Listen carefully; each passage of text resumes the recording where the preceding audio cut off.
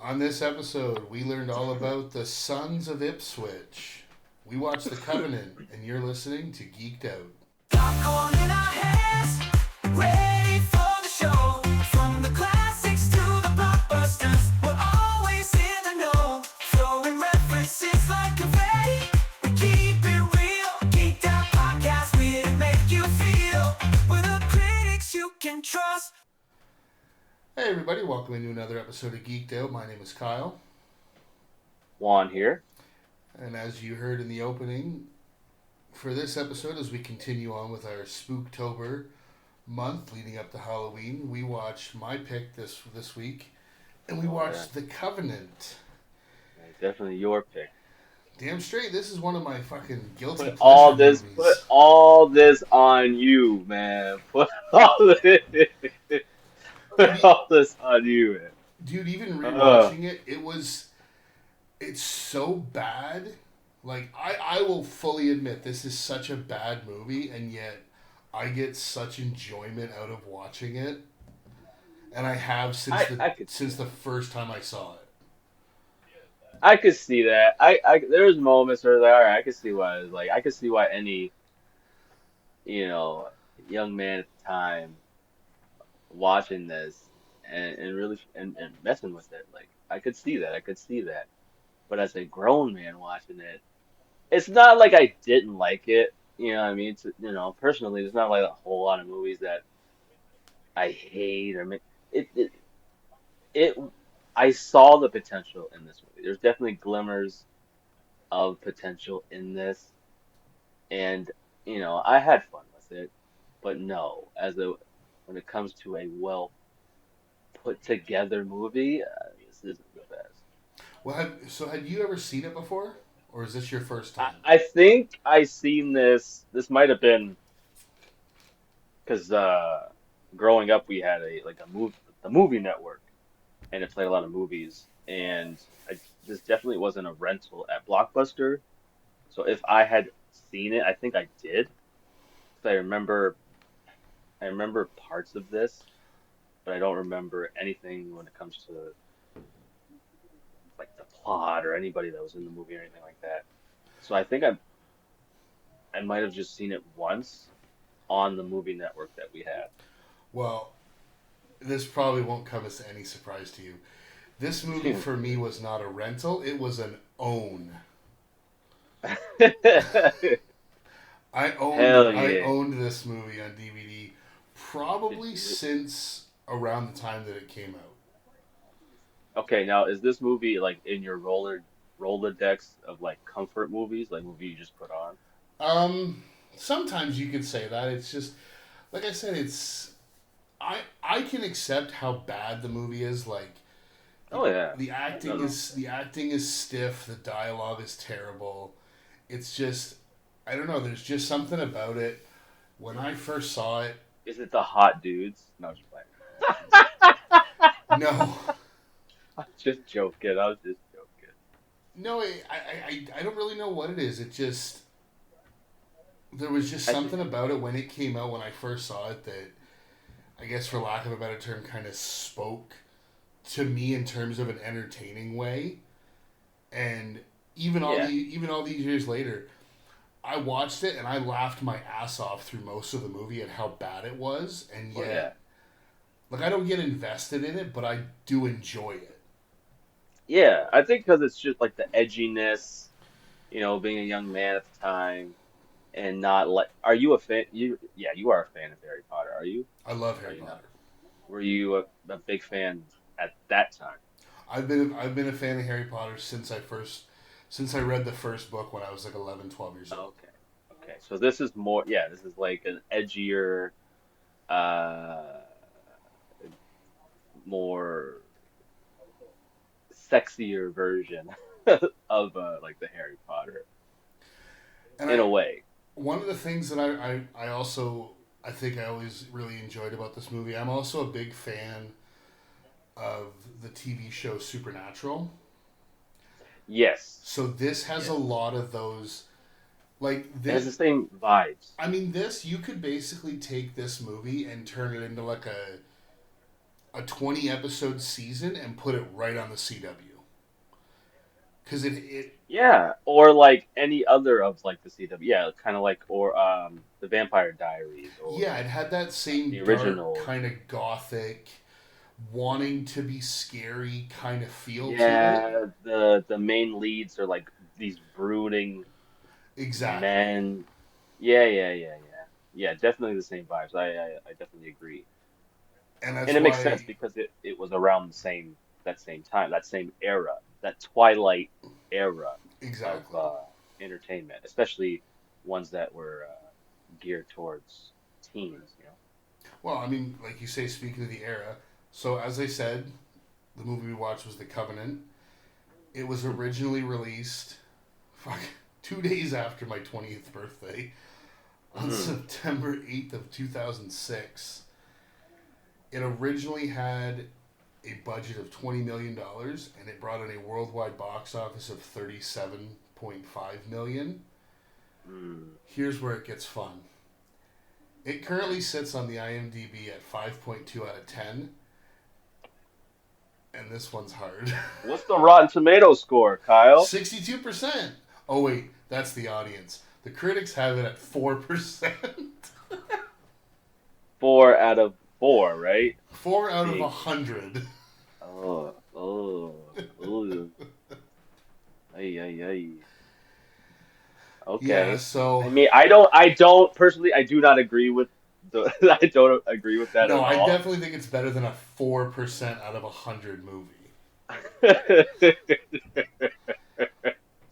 I mean, But if you honestly, are looking, sorry. if you make a movie and you put it together and the storyline makes sense from A to B, you're at least already better than a 4. Like making a movie is hard to do. Like let's be honest here. It's not easy. It's definitely not an easy task. People think that it is, but just making a cohesive movie in general is in itself a miracle. That's what I mean. So I think any movie that gets produced is immediately already better than a 4%. Like To have a 4%, you have to be bad in almost every single category. You have to be. And that's just simply not this movie, man. I, I mean, don't get me wrong. there There are was some good parts. There's there's some j- things that I liked about this movie. And critically, I could see why they gave it a 4, but and this is why like it's you gotta judge. You can't judge every movie with that super critical eye. You just gotta let some movies, you know, be what it is. If it's a fun movie, you gotta lean your critique towards that and not in a way where it's like you're judging a Citizen Kane, because it's definitely not in that realm at all. oh god So no. no, not at all. So it's like, and that's why the audience score is much, much higher because they see and they liked it because they're not looking at it through a critical eye like that, Yeah, They just had fun with it. exactly. Now, I told you so this movie was directed by Rennie Harlan, and I told you before we started recording that I found something while just looking at his filmography on the IMDb that was Okay. gonna kind of blow your mind. So we had already discussed he directed Die Hard 2. He also did he also directed Cliffhanger, Cutthroat Island, Ooh, what? Driven, if you remember that movie with Stallone. I like that one. But here's what he also did. He directed Deep Blue Sea Ooh, and he my favorite directed Shark movie. LL Cool J's music video for Deepest Bluest. That's his highlight. That's the highlight of his career right there. But you know what really So what really makes sense to me with that, knowing that he directed that music video, as I and I'm sure you have seen that music video, the His final, eye turns black. well, there's that, but the final fight between Chase and Caleb in this movie, Yeah. it just looked like a new metal music video. So Yeah. it makes a lot of sense that he has a history in that, and It's especially that and the opening of this movie had oh, we're a gonna get there. music video vibe to it. Even up until like they do their super landing and get into the party. That party itself, it all that the first 5 minutes felt like a goddamn music video. Well, here, why don't we? So as we're discussing, we'll get into that. We'll finish off the notes on the movie before we get into that. So, as I said, it was directed by Rennie Harlan. It stars Stephen Strait, Sebastian Stan, Toby Hemingway, Taylor Kitsch, and Chase Crawford. The plot of this movie, and I disagree. This is the plot off IMDb. I think it's a little vague, but it says the death of a Well, student at an elite academy in New England threatens the centuries-old secret of four families. That doesn't really explain what the movie is about, but I get what they're trying to say. yeah. Now, when this movie starts, I not only did I count, I wrote down all of them. This movie has 6 title cards of exposition Yeah. before a And they single come at you credit rolls. and you gotta read that fucking shit fast, man. I had to pause that shit. That shit went to the next. I was like, Dude, all right. I wrote them all down. I did not write them down because it was just stupid. I was Here, like, I'll probably. number one, I'm gonna read these, and Oh man, please read them because I'm even. Yeah, yeah. Go so ahead. so we start off. No one really knows how the power came to be.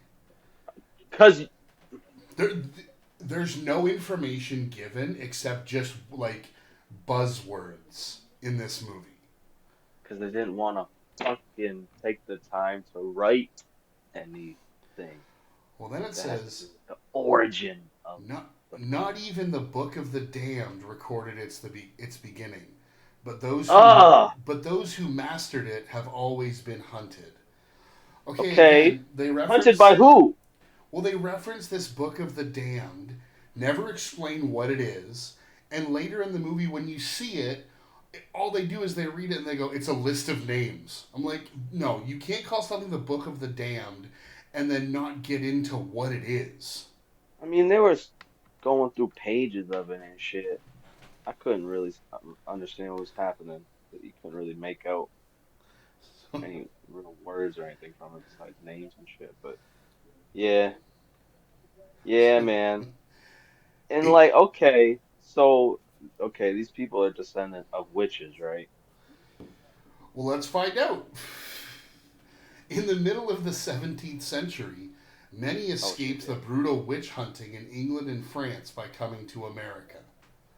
Okay, As the brutal persecution of those with the power spread throughout Massachusetts, the the families power. of Ipswich formed a covenant of silence, and for 300 years it has kept them safe until now. Cue music, And then I just put 2000s. hard cut to new metal and images of Yeah, witch trials, executions, and then hard cut in with kids partying and dancing. yup. Throwing some fire in that bitch, and then throw in, the cast, their characters' names and shit. Oh, It seemed like a music video, it did. and and when they were showing the cast, it seemed like that those were the bandmates of the Yeah, of the music video. Cut to the fucking opening where we see it, like that I think that the was the leaves and only the only I guess quote unquote special effect that I actually liked when it showed bitch. like the three characters on the cliff, but like a drawing, and then it turned into Yeah. like that was I think the only special effect in the entire movie that I thought looked good. Sure. Yeah. That's a low bar. Oh, yeah. But I and mean, the effect with the eyes aren't bad. It comes with its own little sound effects, so you know when it's activated. But yeah, yeah, yeah. Good CG or special effect moments are very, very thin. yes, but I do So the one thing I do like with this opening scene is right away you can kind of tell what the hierarchy is within this these four friends. Like pretty, yeah, right off the bat, you can tell. So there's three of them standing together. You can tell that I don't think you get any of their names yet, but you can tell the one guy is kind of the leader, and that's Caleb. And then Taylor Kitsch, who plays Pogue, is kind of like his right hand, I guess you would call it. And then the other two, Reed and Tyler, are just kind of like they're just there. Reed is like the bad boy pain in the ass, and Tyler just kind of Yeah, seems like he just follows whatever he's told. Because right away they're standing up on this cliff, and you can see a party off in the distance. And Reed, the one blonde out of the four boys, walks up and he goes, yep, "Well, why don't we just drop in?" And just falls like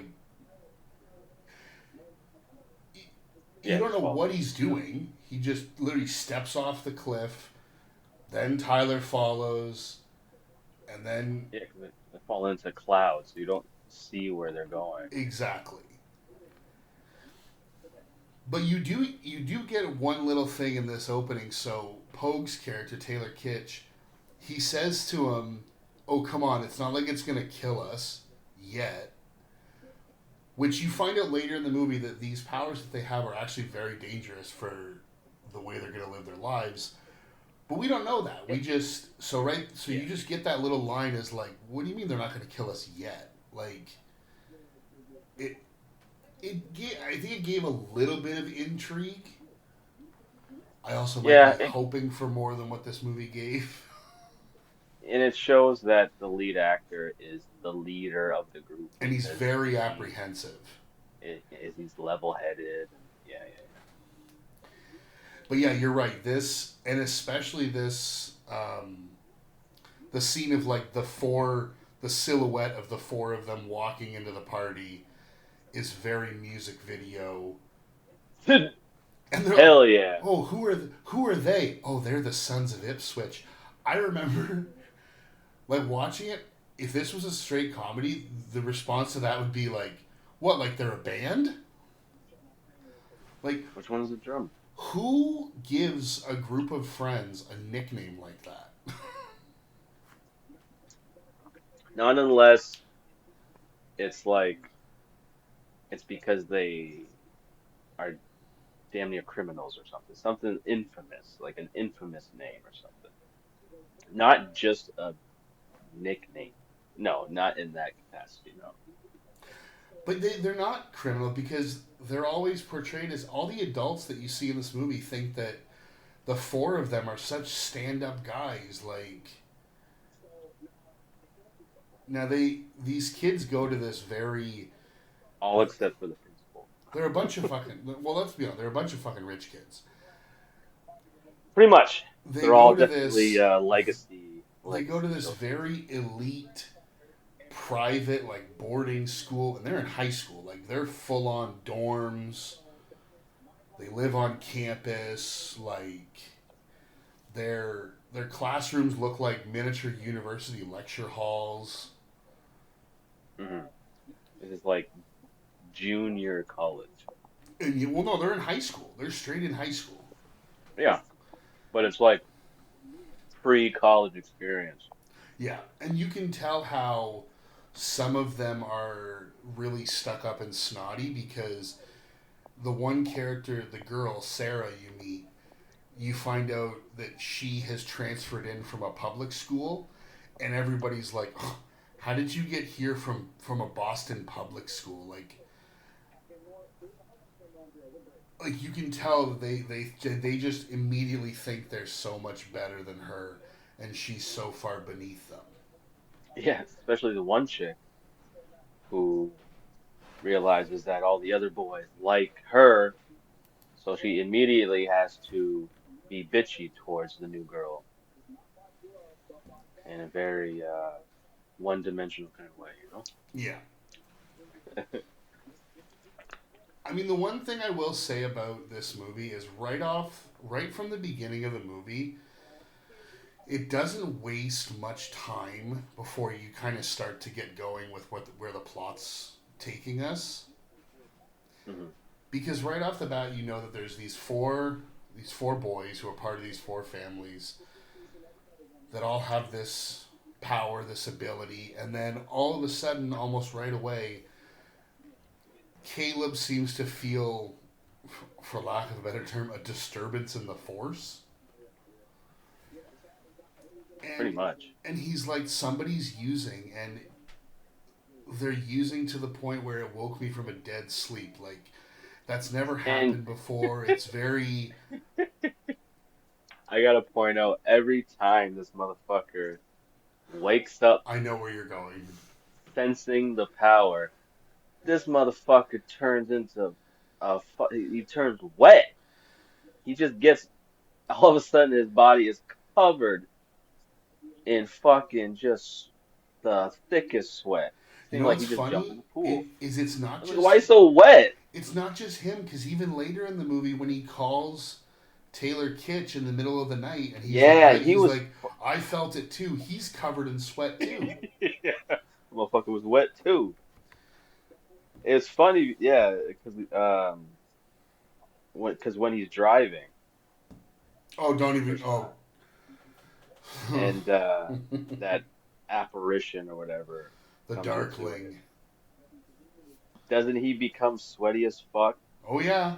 instantly? Yeah. Oh, but that's only after he has a head-on collision with a Oh shit. logging truck where his car Ex explodes and then reconstitutes back into I one need piece.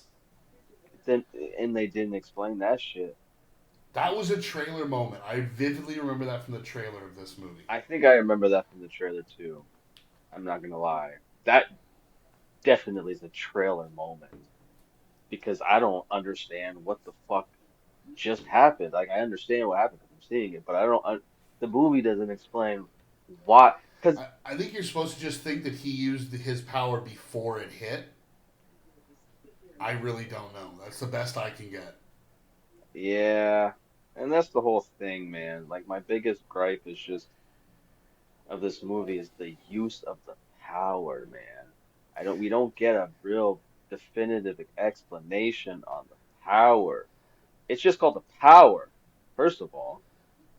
And second, like we don't know like they can just do anything. There's no, I get the limit is I don't know if it's there is a addicting limit. and the only limit is you can't use it as often because it's addicting and you'll fucking age or some shit. No, but that only That's the happens. limiter, But but the limit within that is like I guess there's not. You can just literally do anything that's needed within the plot of the movie. You know what I mean? they basically turn themselves by having this power. They turn themselves into four versions of Superman. Like so, there's a point where Caleb and Reed kind of get into a little scuffle with one another. Reed uses the power to basically like levitate a keg, Yeah. almost like telekinetic powers. But then they're also like shooting energy balls at one another. Oh yeah, they used it. Yeah, they get used to those energy balls. They also can hover in the air. Yeah, you see that a lot. They can do spells that curse people.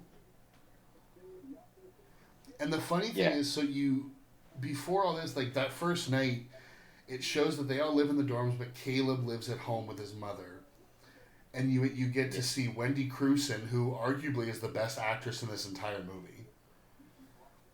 Hands down. And she gives a full the only reason I feel that she's here is to give a full exposition dump about these powers, because she's right in that scene. Right in that scene, she tells you, you guys got these powers when you were 13. 13. Like no one talks to people like this. You'll fully come on ascend and get your full powers at 18, and at that point, the more you use them, the more it will age your body, and obviously the more you use, the more your body ages, the quicker you're gonna die. She kept talking about your dad said all this stuff that you're saying already, like you said, and it's like okay. But he should know this already. So why are you having this conversation right now? And they kind of frame it like he's so annoyed by hearing it. He's like, I know. Like they've had this conversation once a week since he was 13.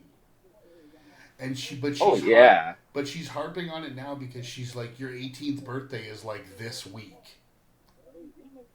Yeah. Also, they're in high school and they hang out at a bar.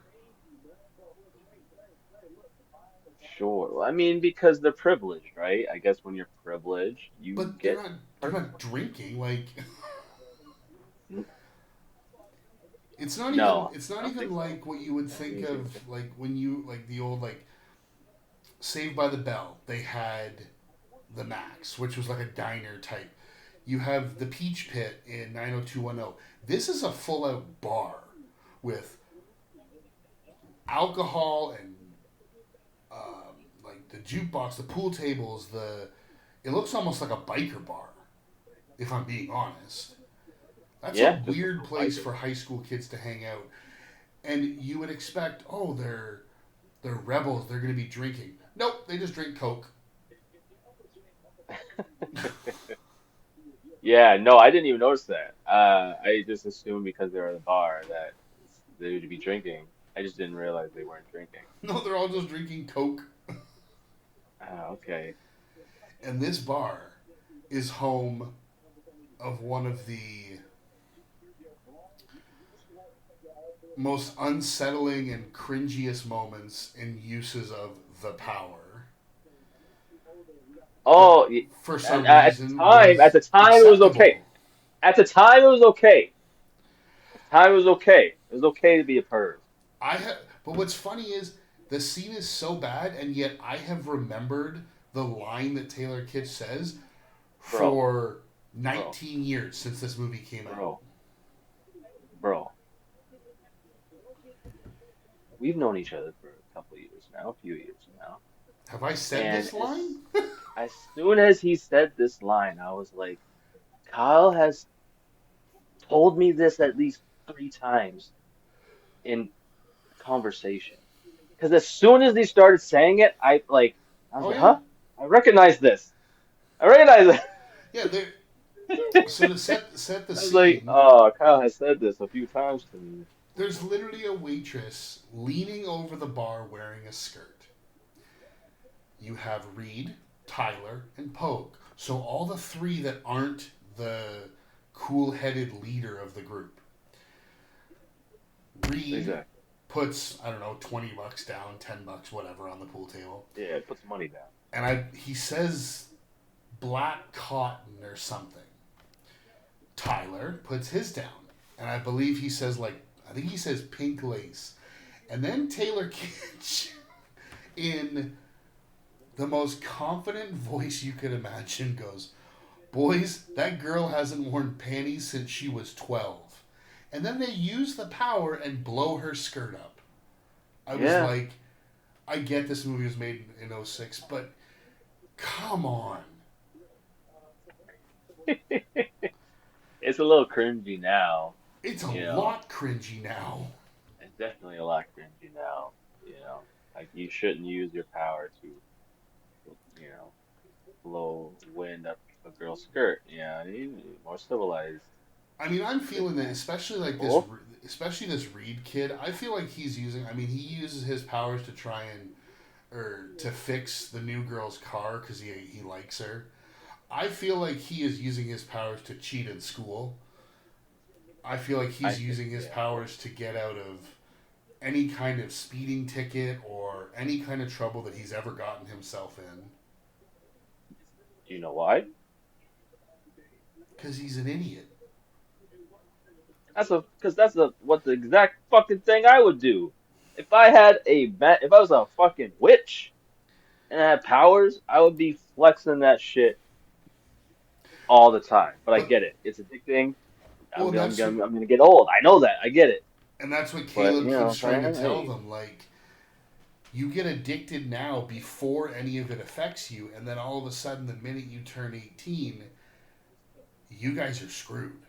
you're gonna be a full blown crackhead. And there's even a point where Pogue says to him, like, let him go. It's his life. If he wants to screw it up and do that, let him. Like, don't let it bother you. But I think that Yeah. he's just too, like, a quote unquote good person that he doesn't want to see something like that happen to his friend. Yeah. Especially, they're the only people that have the power.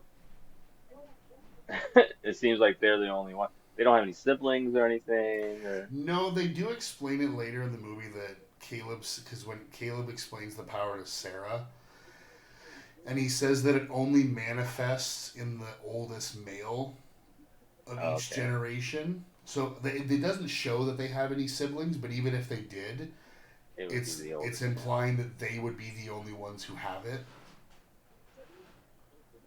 Okay. Um, Did they explain why? Uh, it's okay. I'm just wondering, which part? like, Sadly, I know this movie pretty much inside and out. So what do you like got? why does it take? I get it. It's addicting. The power's addicting. If you use it, it'll take. You saying why does it Why? age them? Because your power, like they said, the power is your life once you ascend. I think so, but they don't really ever explain why it ages them. It just Yeah, that's what I was thinking. because I was like, even why later in does the movie, even later in the movie, when you find out Chase ended up obtaining his because so Chase is adopted, so his name doesn't ring a bell to any of them because he comes in as a transfer student. So at first they just yeah, think, okay, this is a new kid. Well, later they find out he has the power as well because he's part of a. This is all convoluted. He's part of a fifth bloodline that was a bastard child back in the 1700s and yada yada yada. But he yeah, basically says that he sought out his birth father and got his birth father to will him his power, which then caused his birth father to die. Caleb yeah. says to him, no matter how much power you have, it's not the power that decreases, it's the wear on the body. Mhm. So I think it's just, they kind of explain it away by being like, yeah, you have this ability and you have to have some kind of payment or some kind of sacrifice in order to use it, and that's the way that it works. Mm, mm. Okay, okay. Now, Pretty loose, but all right. shit, I just dropped my phone.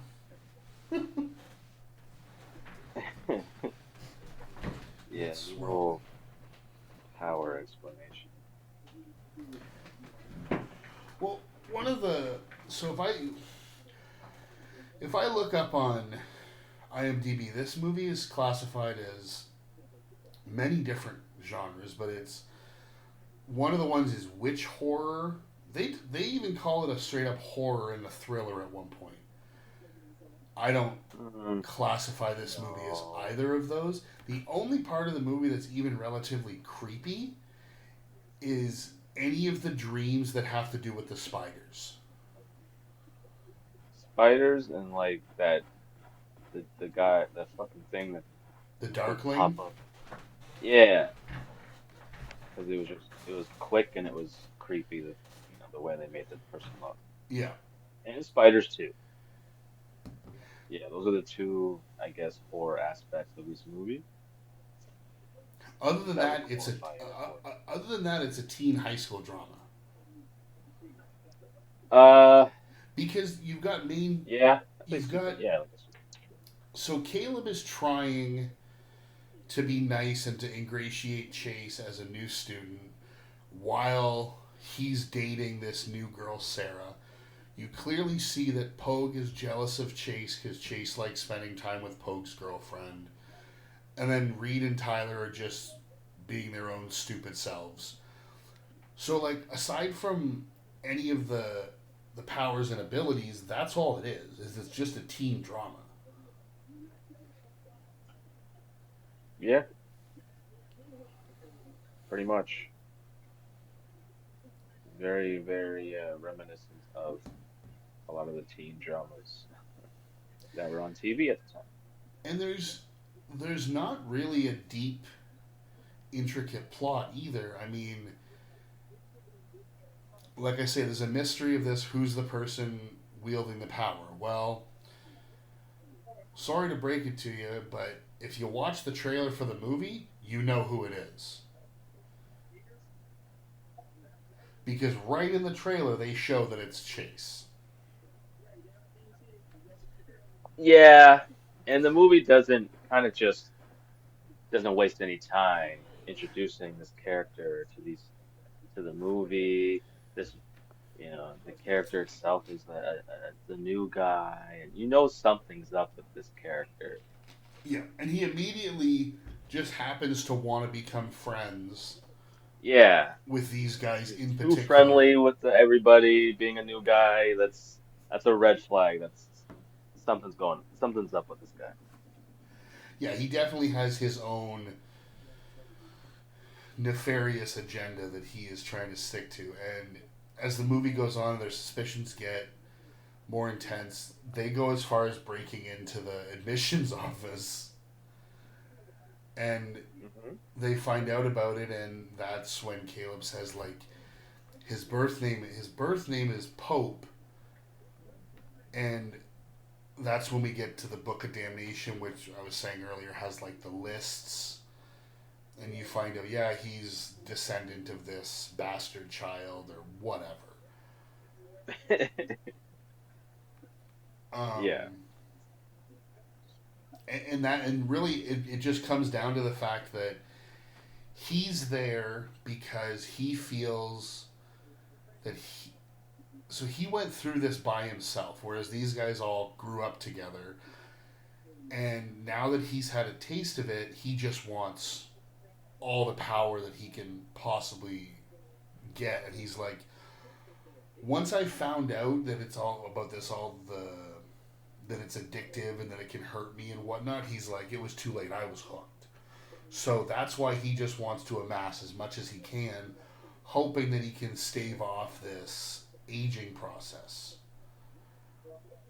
Yeah. And he immediately just basically, he's going to use any means necessary to get to Caleb, because Caleb is going to be the first one of this group to ascend and get his full powers. So he puts a spell on Kate, who's Sarah's roommate and Pogue's girlfriend. He does that to get to Pogue, which will then allow, using when he attacks Pogue, it'll get to Caleb. He uses Sarah at the same time to also get to Caleb, all to culminate in this just big one-on-one battle between the two of them, where he's just going to beat Caleb into submission until he wills him his powers. Yeah. Like I say, the plot is so basic. Oh, it's insanely basic. It's And definitely yet, like a borderline TV plot. I could see this being like a two-part episode of Supernatural. Yeah, I could see like Dean and Fucking Sam Sam and Dean just hunting these boys down. just stumbling upon this. I could totally see I, there'd be better music. that.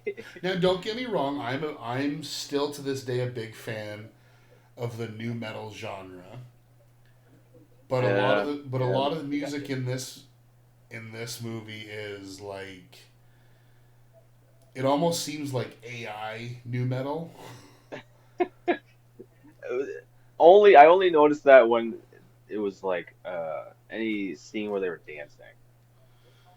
Oh, the Like fight this, scene. There's I didn't I wasn't the music wasn't memorable during oh, it. it was not memorable through any of the movie. That's the problem. I don't even remember the music when it came to the fight. I was paying more attention to the ridiculousness of the fight itself. I mean, we'll get Like, there.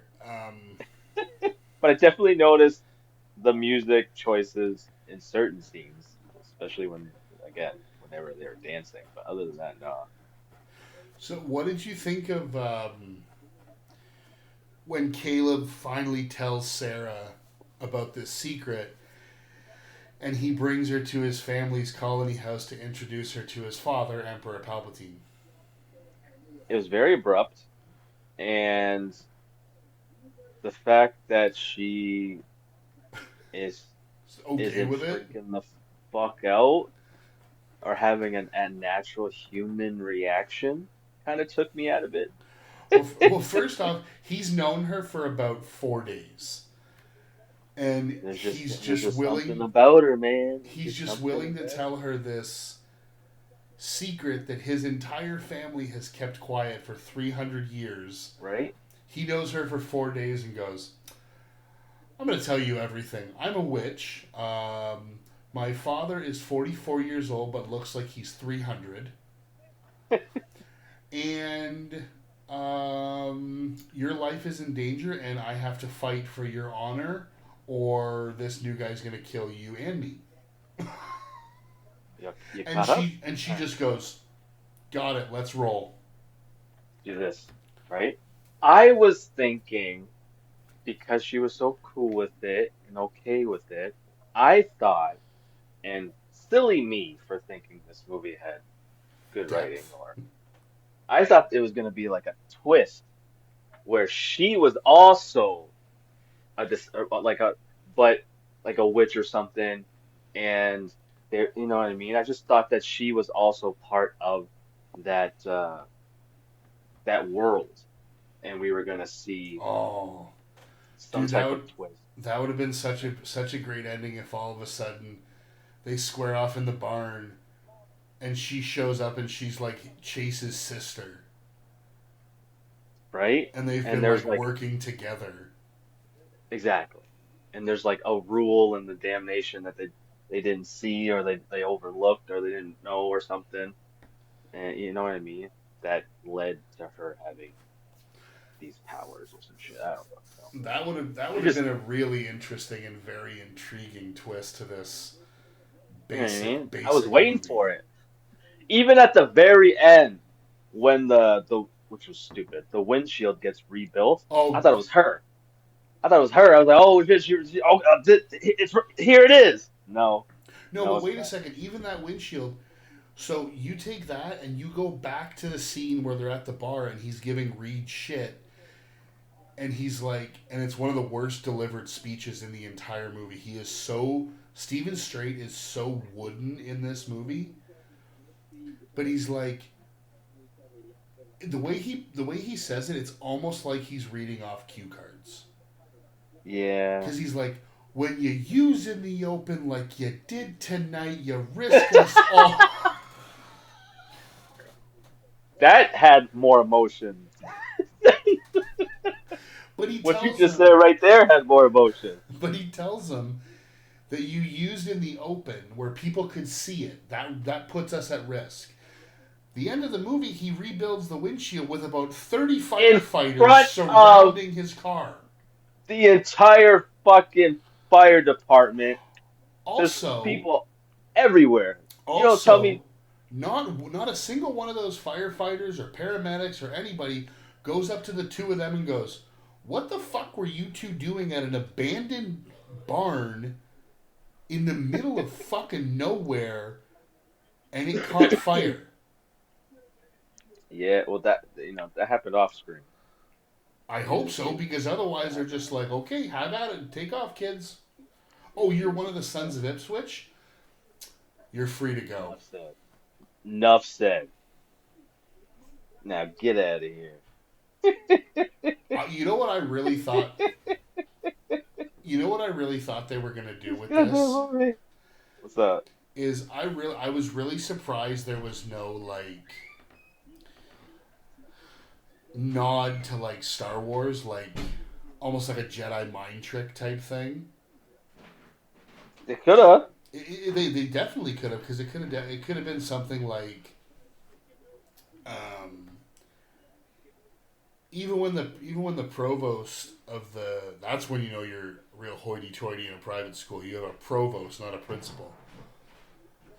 Oh shit. When Yeah. he questions Chase about the dead kid they found at the party and his student ID is in his car, he could have literally been like, "You don't need to know why my ID was in his car."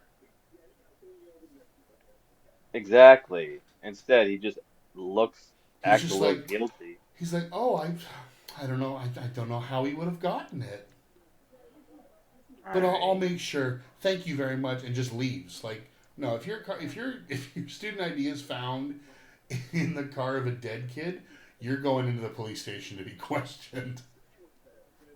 Fucking immediately. They're questioning you, everybody. Yes, you are definitely They're going. questioning you. They're questioning anybody you had contact with that night. Yeah, they're questioning that entire goddamn party. Everyone that was known to be there to get that information. It's not a coincidence, man. Come on, man. That would have been a perfect use of the powers. And I guess they just Well, because apparently they can do literally anything with this power. anything. Anything that the plot is required for them to do. I mean, hell, he fucking like Which, this is alluding to Sebastian Stan's future in the MCU. He apparently possesses the Reality Stone, because oh yeah.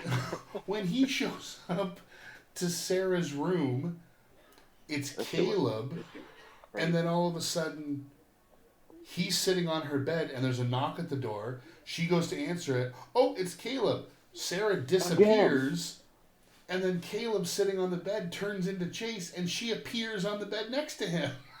That shit was crazy. I felt like I missed a scene. Like, hold on. Let me back up a little bit. What happened? Because it happened right. That scene seemed like it didn't. There was no passage of time. No, it was right away. Huh? Yeah, that shit was crazy. The other and the thing with this movie is, if you really watch it and pay attention, I I gotta look right now as we're talking who wrote this movie, because the They need to. dialogue is brutal. They need to be brought up and Okay, it was written by apologize. J.S. Cardone. I'm looking to see. Okay, that sounds like a motherfucker that would write something like this. He did Prom Night in '08, Oh, Sniper 3. oh. Um, he's done a I seen the lot of, first one. I guess, like probably B-list type movies. Prom night. That's all I need to know. I seen that in theaters, man. That shit. The dialogue is as bad as in this movie. That's what I remember. I remember the dialogue being pretty goddamn bad in that movie. It's a generic slasher movie, but it was fun. It had like Brittany Snow in it, I think. I haven't seen it. I enjoy it. I enjoyed it for what it was, but yeah, it makes sense that the person wrote this. But dude, there's literally a line when they're in the barn when they're about to fight. Chase literally calls Caleb a weotch. A what? You heard me. A weotch. I don't even know what that is. Well, remember people used to say biatch instead of bitch? Yeah. Well, he did it with a A W. witch? Yes. Jesus fucking Christ. I I'm had glad I to didn't- I had to rewind it and turn the volume up. Wow. Okay. Maybe the writer thought they had something there. Like I defend this movie on the sheer fact that it's just I enjoy how bad it is. It's a guilty pleasure movie. It so is a guilty pleasure.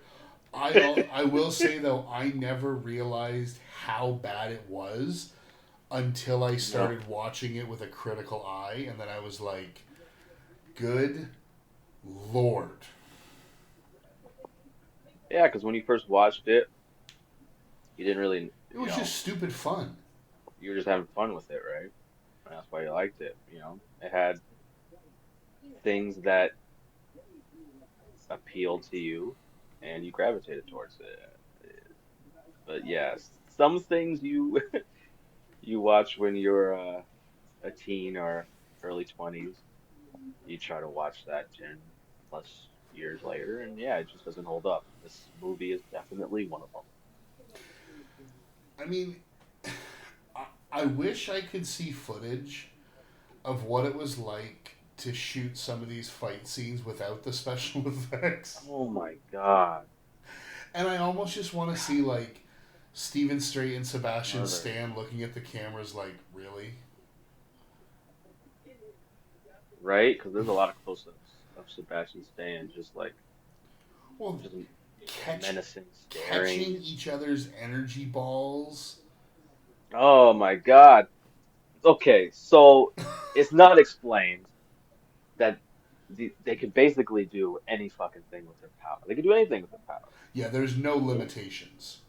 But yet when they fight, they are reduced to energy ball, water ball looking thing attacks, jumping, and just punching each other. That's it.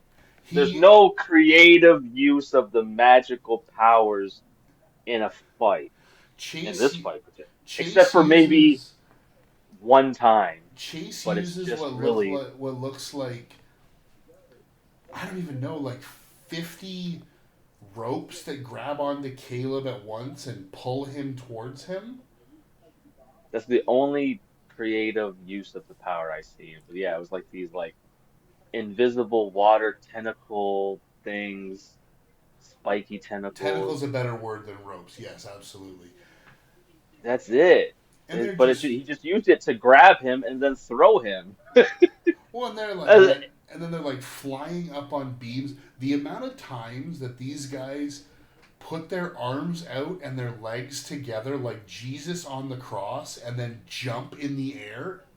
Buddy, he did that when he just before the big fight, when the fight is about to start. Oh, when he jumps over Still in the his car and car. blows all the windows out.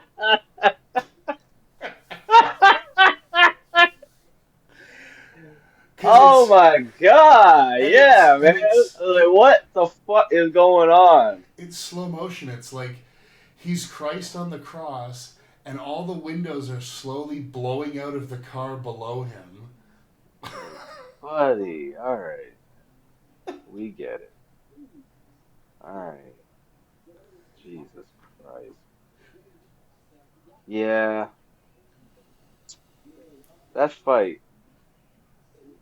It wasn't that bad. It was a I lot didn't- of Kamehamehas. There's a whole lot of there's a whole lot of Kamehamehas and Super Saiyan leveling up. So Dude, if one yeah, if definitely was a Dragon Ball Z fight. if one of them just screamed and their hair went blonde, this would be the greatest movie of all time. Buddy. And I was like, oh my God, it was a prequel the whole time. I would have went crazy. This would be one of my favorite movies. But no, there's no transformations, unfortunately, besides the one, and it wasn't a Super Saiyan. And It wasn't even a transformation. He just gained fucking his dad's well, fucking well, powers. well, that's the other thing I was gonna say is so earlier I said the only reason Wendy Crewson is in this movie is to give that exposition about the powers and how they have to use them. The other reason she's in this movie is to go to her husband, who has just locked himself away with this Why? this Why? caretaker. I don't know. He could Why? all he's doing is hiding. Why? He could have hidden in his own house. Exactly. Unless she was like so sick of looking, I don't know. It But don't make no sense. she goes to him. Now he, like I said, he looks like fucking Emperor Palpatine. He looks like he's been dipped in boiling water. Yeah, he was looking gross for sure. And she goes to him and she literally says to him something along the lines of like, if you've ever done something for someone other than yourself, do this. Yo. And she wants him to will Caleb his power so that he can defeat Chase. And first of all, if the motherfucker is selfish his whole life, I guess he's doing it for his son. I guess. Okay, he's doing it for his son. Sure. But it seemed like he did it too quickly, or it was just too rushed through. Anyways, he didn't even think about it. He's like, all right, I'll listen to you. Take my power. I mean, I think at that point he just He was already. he was already the point. I Time was mean, up. I get that. I get yeah. that. I get that. Because now, as It I'm just- thinking about it, he looked like a combination of, like I said, Emperor Palpatine and what's the guy's name in Hannibal? Mason Virgil, the guy who's eaten by the pigs. Oh, I didn't realize that it was Gary Oldman that played the character. Oh, neither did I at the time. But I that's didn't kind of know. what he looks like is a combination of those because is like they just want to make him look old. Well, they don't make him look old. They make him look like his skin is like bubbling. Yeah, Like he looks they look disfigured. nasty. He looks disfigured, not old. They should have just made him look old. Oh, you know what he kind of looks like is the orc in Return of the King who attacks Osgiliath, the white one who's missing the eye. Mm, You know who I'm talking about? I can see that. I can see that. Yeah. We're going down a deep nerd hole on this one. But yeah, so he. And I guess, I mean, I would think that if you're going to will someone your powers, you would almost have to be like looking at them or like holding their hand, like some kind of connection. No, apparently Right? apparently he just has to picture his son in his mind and just say, "I will you my power."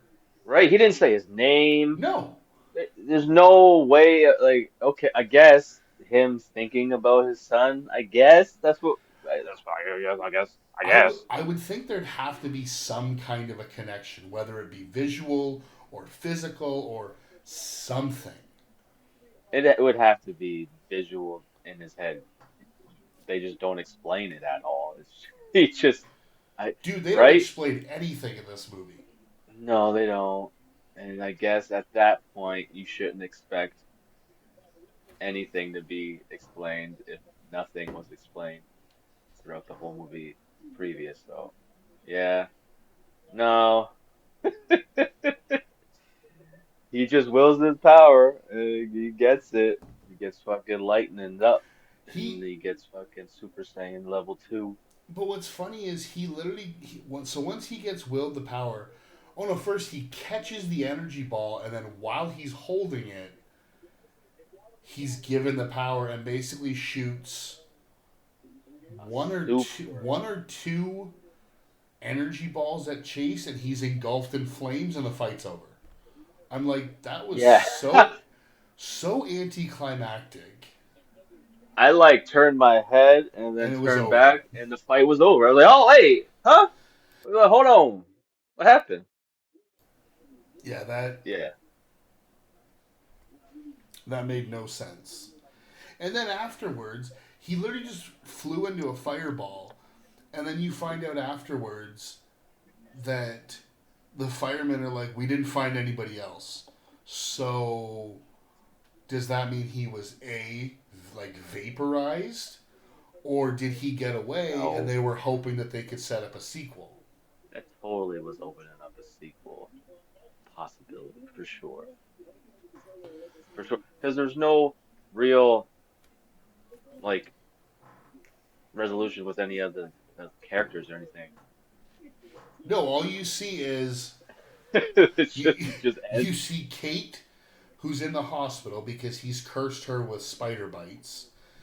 You see her wake up, and then you see Pogue, who he attacked, which actually was kind of a cool scene when he pulls him off his motorcycle and flips him. You see him wake up in the hospital, and it's like implied that, yep, those two are going to make a full recovery. You never see Reed or Tyler again. No, not at all. They're like, you know what? They're fine. They're all right. Tyler's off growing fucking gills on his torso to go join Vought as one of the seven. Yep. Yep. Yep. Yep. Yep. Yep. Maybe that's what he did. He used his powers to make himself the Deep. That's what happened. In my head, that's what happened. And then other buddy that woke up in the hospital, he turns into Gambit. And the other two just disappear, apparently. And otherwise, they, Okay. their career didn't really take off, so they didn't really do much. I've got a deep I've got a deep pull. Did you recognize the girl who played Sarah? Her name's Laura Blonde? Ramsey. Yeah. I was trying to place it. I know I seen her Now, from something. I recognized her from another movie that was an absolute. I can't believe I'm going to say this on a recording. Masterpiece? What? Another masterpiece? I can't believe I'm going to admit this on a recording. But it was a guilty pleasure that she did. I'm trying to find the exact year it came out.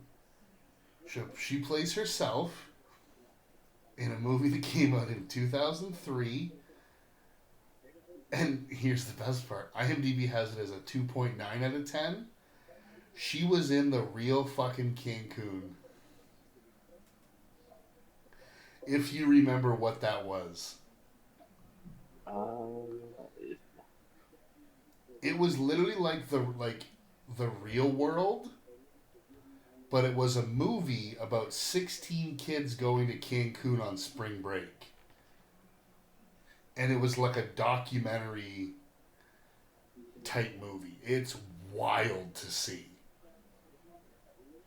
Also owned that movie. oh my God. Jesus. No, I don't think I seen I know my film credibility is going in the toilet, it. but Nothing wrong with that. Hey. so yeah, they like we say good vanquishes evil, at least apparently until the sequel, which never happened. And then No. yeah, they just get in the car. He fixes the windshield in front of 30 witnesses, and It just drives away. You could have done that. You could have drove up a little bit and did that shit. That's what I'm saying. I thought if you really wanted to open up a sequel, you would have had her do that, and then he kind of looks like, the fuck did you just huh? do?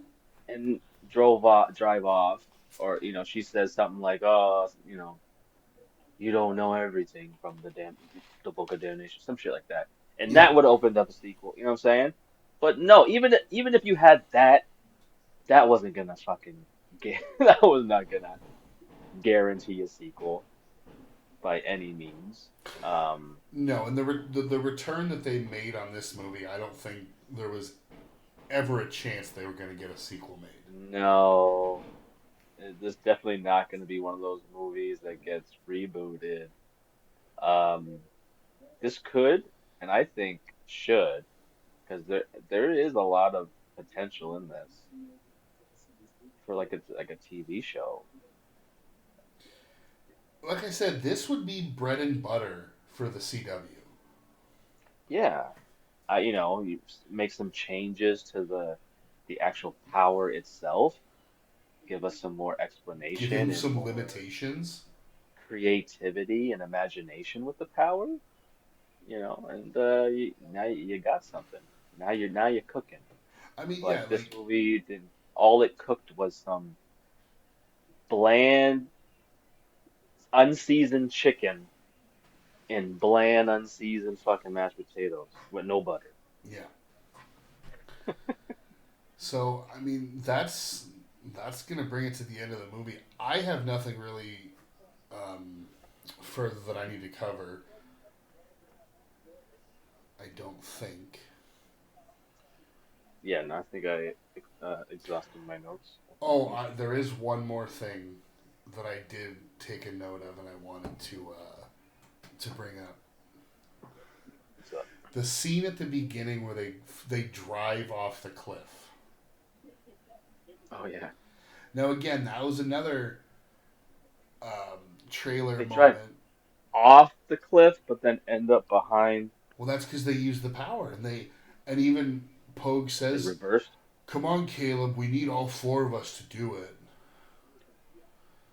And it's such a dramatic moment because all four of them go from like it's them lifting their head up to reveal their black eyes, Yeah.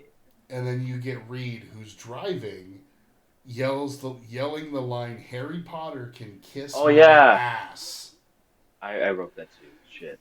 Goes flying off the cliff, and then you see the cops just standing there looking for them, and the Hummer lands out of midair behind the cop car, and away they go.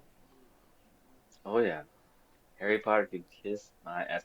That feels like that's probably how they sold this movie It's yeah, like to it's the an execs. like you say, We're gonna, it's edgier male witches or warlocks or whatever you want to call them.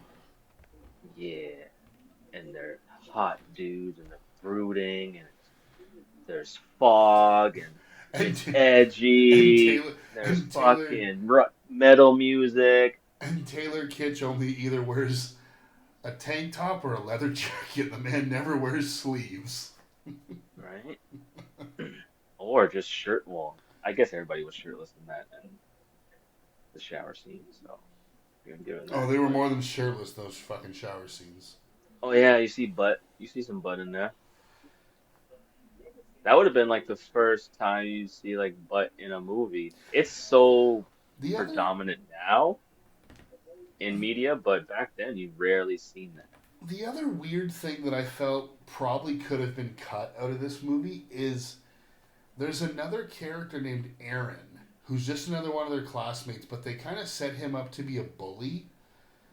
But it really comes to nothing. Like He he's trying to is, intimidate them at the bonfire, and yeah, then in the locker room, bar. he uses the F slur on Chase, and then Chase basically makes fun of him and says that he has a small dick. And they get into a little shoving match, and you never see him again. Yeah, he gets put to the ground, and I don't think he came back up from the ground. I think he just stayed there throughout the whole rest of the movie. And there's no consequence because it's the other girl you were talking about. I think her name was Kiera. She's like his girlfriend, so the two of them are kind of like she's like the mean girl bitch, and he's the bully. But it never amounts to anything. There was no reason for those two to even be in No, this movie. just to drive the plot forward. But it Uh, didn't even do that. Those two could have been cut right out. The only scene they needed to be in was in the bar for Reed and Tyler Yeah, to get into a fight, which is the reason exactly. why they go out. Other I than that, mean, that could have just yeah, been like they could have just used a quick line of dialogue like, "Oh, Reed and Tyler," like Pogue says, Reed and Tyler are over there with Aaron and the boys, and it could have been like, "Who's Aaron? Oh, he's just this douche classmate of ours."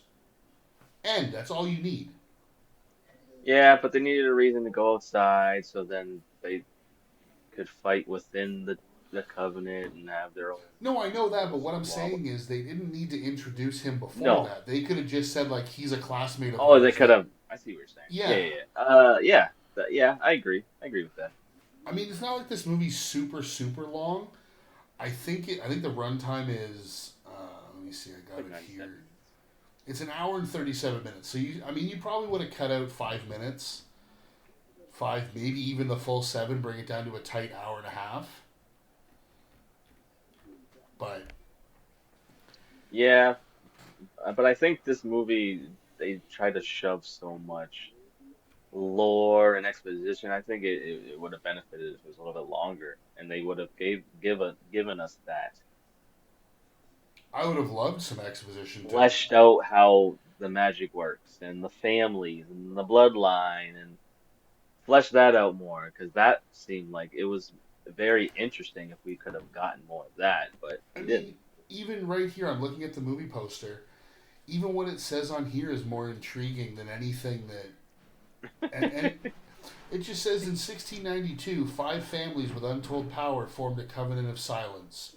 One family lusting for more was banished. Their bloodline disappeared without a trace until now. That is so much more compelling than any other description that I read of this movie. Yeah, the movie should have been like that. Like the movie should have been on the level of writing kind of like a Game of Thrones because we're dealing with five families and there should have been like drama within the family and should have No, they're all best friends. and that's it. We don't really get much story of the other kids' families or anything like that. We just, I mean, it's No, just because according to them, they they think that could have. that That should have been a bigger part of the movie. yeah but they think that family died out hundreds of years ago. No, yeah, yeah, I'm talking about all the other families, Oh like yeah. the ones that are alive. Like I wish we would have had um, just it in general, just more fleshed out, so we got Well, more information. I would say the main thing this movie lacks is depth. Yeah, definitely a shallow ass movie. Yeah.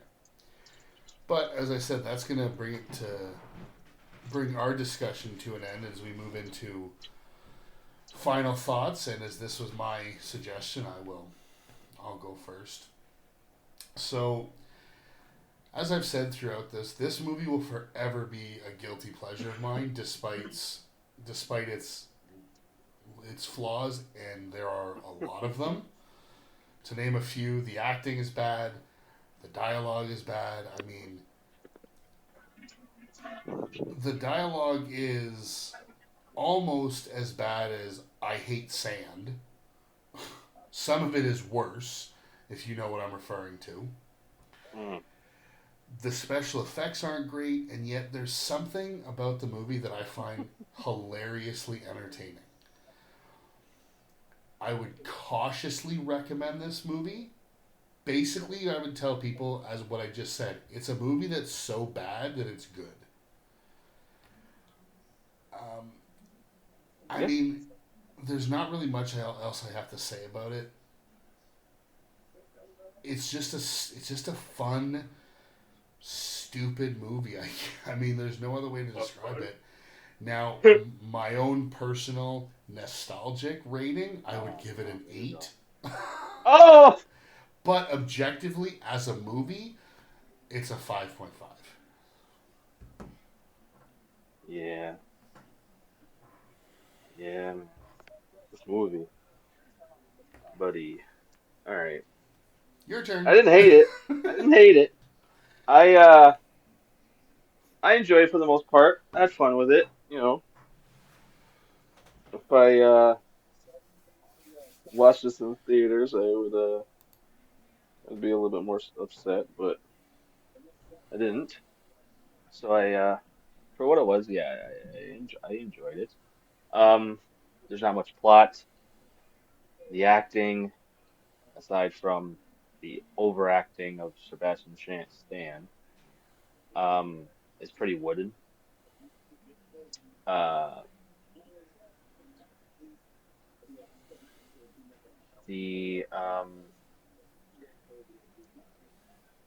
basically like the aesthetic is very like brooding and moody and emo-y, Very gothic. very gothic. Um, the directing was wasn't the best. The pacing was very fast. Movie felt very rushed, especially in the third act. Um, Final battle was decent, and then it just ended, kind of like the movie itself. It kind of just ended. Um, but overall, I did have fun. There is a nugget of this movie that's good and is enjoyable, and you can see where the potential lies within this if given a proper writer and director. I think this premise could go far if given like a TV treatment. Um, I wouldn't recommend it to everyone, sorry, but I would recommend it to anyone who is into the supernatural, the CW shows like Supernatural or like Vampire Diaries, anything along those lines. If you do enjoy that, I feel like you would enjoy this. So have fun with that. Definitely would recommend that. Personally, yeah, I would give this. I gotta give this 5.5, buddy. Sorry. No, I mean that's what I gave it. I wasn't really. I was Yeah, honestly expecting you to go lower. To be, if I'm being completely honest. no, because it didn't make me angry. Once a movie makes me angry is when you go below five for me. It didn't make me angry. Did I roll my eyes a couple times? Sure, but it didn't make me mad.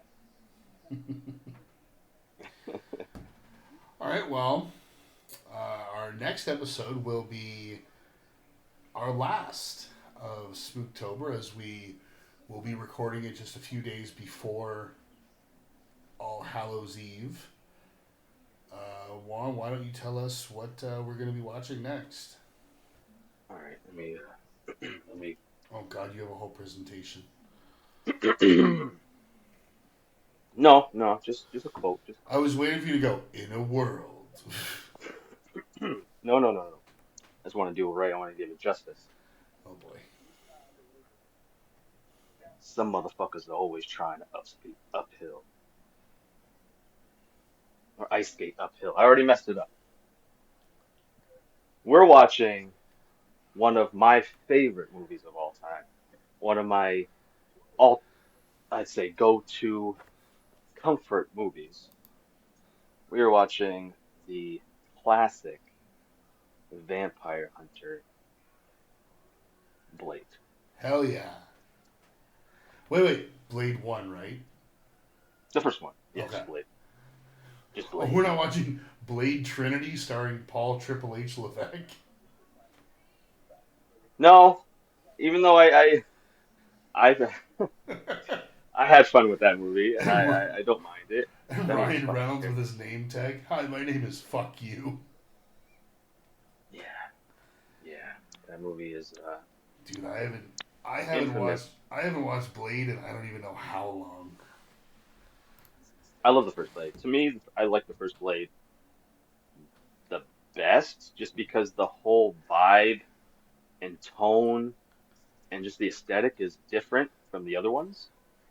It definitely had like an early 2000s, pre 2000s vibe, and when you really do the research, a lot of what Matrix did, Blade did it first. And Wesley Snipes is now making damn sure that he will be the only Blade. Yeah, there's ever gonna be one Blade. I'll be honest, I was really excited for the new one that they were making, and then now it's kind of been Well, yeah, shelved. I was a little upset when I heard that, but it's still coming out apparently. We'll just, we'll see. They say it, but we'll see. yeah, no shit. All right, well, join us for our next episode. As you heard Juan say, we will be watching Blade from 1998. And that's going to do it for this episode. So we would like to invite you all to follow us on our socials, which will be posted as usual in the show notes. Send us an email, leave a like, a comment, a review, anything to let us know what you guys think and stuff that maybe you want to hear us cover in the future. But that's going to do it for this episode. So as always, thanks for listening, everybody, and thanks for subscribing. Take it easy. Peace.